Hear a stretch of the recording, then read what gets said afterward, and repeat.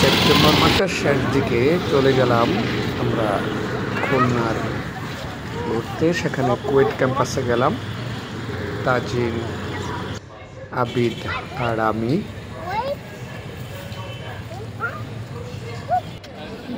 এর সাথে তাজিনের নানা ছিল, মামা ছিল, তাজিনের আম্মু ছিল।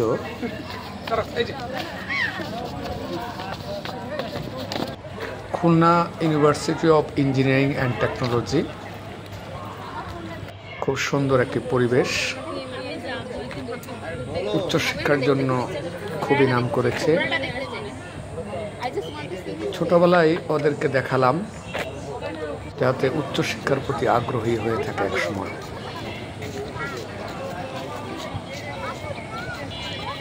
আমারও সময় কাটছে খুব ভালো, ওদের দৌড়াদৌড়ি দেখে ভালোই লাগছে।